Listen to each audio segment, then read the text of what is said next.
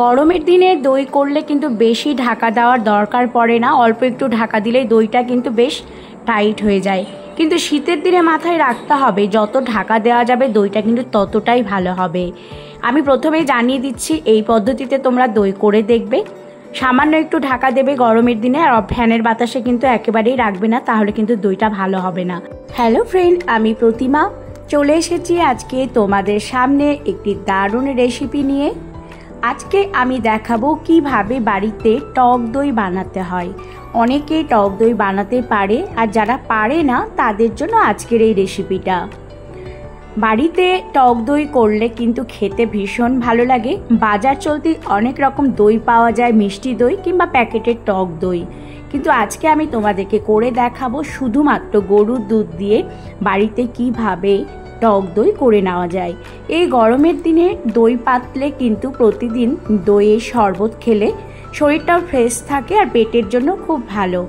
আমি এখানে নিয়ে নিয়েছি 1 লিটার পরিমাণ গরুর দুধ, আর অনেকেই প্যাকেটের দুধেরও করে, সেটাও করলেও হবে। পদ্ধতিটা দেখে নিলে কিন্তু সেটা করাও সম্ভব। তো আমি এখানে নিয়েছি গরুর দুধ, সেটিকে খুব ভালো করে কিন্তু আমি ফুটিয়ে নেব। এর মধ্যে কিন্তু আমি কোনো জল দেব না, কিংবা আমি এর সাথে চিনিও অ্যাড করব না। শুধুমাত্র দুধটাকে আমি ফুটিয়ে নেব। ফোটাতে ফোটাতে দুধের পরিমাণটা কিন্তু একেবারে কমে আসে যেন, সেটা লক্ষ্য রাখতে হবে। আর দুধটা যত ঘন হবে দইটাও কিন্তু ততটাই সুন্দর হবে। তাই দুধটা ফোটাতে ফোটাতে প্রায় 2 কাপের মতো কিন্তু আমি এখানে কমিয়েছিলাম। দুধটা ভালো করে নাড়তে থাকতে হবে, নাড়তে নাড়তেই দেখবে দুধের পরিমাণটাও কমে আসছে আর দুধটাও কিন্তু বেশ ঘন হয়ে আসছে। তো আমি এখানে গরুর দুধের দই করছি, যা কিন্তু আমাদের স্বাস্থ্যের জন্য ভালো। সকালের টিফিনে চিড়ের সাথে কিংবা মুড়ির সাথে অসাধারণ লাগে খেতে, কিংবা দইয়ের শরবত বানালেও কিন্তু বেশ ভালো লাগে আর শরীরটাও বেশ ঠান্ডা থাকে। দুধটা আমি খুব ভালো করে ফুটিয়ে নিয়েছি। এবার একটা পাত্র নেব, সেই পাত্রের মধ্যে কিন্তু আমি দুধটাকে ঢেলে নেব।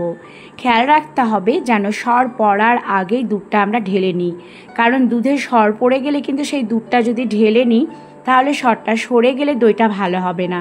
তাই সাথে সাথে ঢেলে নিলে তারপর একটা সুন্দর মোটা সর পড়বে, তাহলে কিন্তু দইটাও ভালো হবে। আমি এখানে একটা বেড কাভার 4 ভাঁজ করে নিয়ে নিয়েছি। তার উপরে এইরকম একটা পাত্র নিলাম, হাঁড়ি রাখার যে বেরিগুলো হয় সেগুলো নিয়েছি। তার উপর একটা হালকা কাপড় ভালো করে একটু গোল করে নিয়ে মুড়িয়ে নিয়েছি। তার উপর বাটিটা বসিয়ে দেব যেন বাটিটা সরে না যায়। এইভাবে টাইট করে বাটিটা আমি বসিয়ে নিচ্ছি।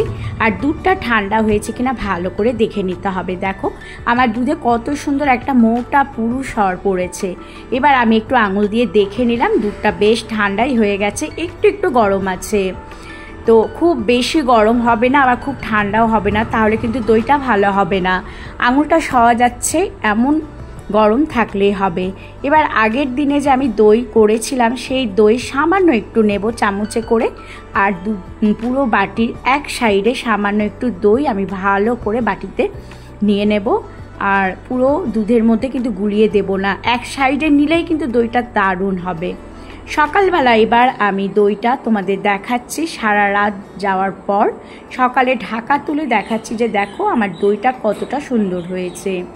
এই পদ্ধতিতে যদি বাড়িতে তোমরা দুধ থেকে দই করো, তা কিন্তু একেবারে অরিজিনাল দই, বাজার থেকে কেনা কোনো দই কিন্তু এটা নয়, একেবারে খাঁটি দই।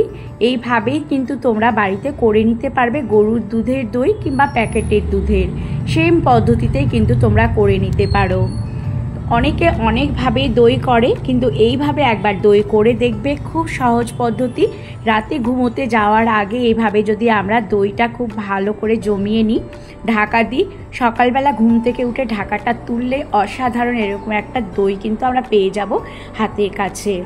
এইভাবে তোমরা দই করবে, খেতেও ভালো লাগে আর এটা স্বাস্থ্যসম্মত, এর মধ্যে কোনো কিছু মেশানো নেই, একেবারে অরিজিনাল পাতা দই। আজকের আমার এই দইয়ের রেসিপি তোমাদের কেমন লেগেছে তোমরা কিন্তু আমাকে অবশ্যই জানাবে। আর যদি ভালো লেগে থাকে তোমরা একবার বাড়িতে কিন্তু ট্রাই করে দেখবে। এইভাবে কিন্তু তোমরা টক দই করতে পারো। যদি ভালো লেগে থাকে অবশ্যই লাইক কমেন্ট শেয়ার করতে ভুলবে না, চ্যানেলটি সাবস্ক্রাইব করার অনুরোধ রইল। এইভাবে বাড়িতে সহজ পদ্ধতিতে টক দই করলে কিন্তু সকলেই খেয়ে মজা পাবে।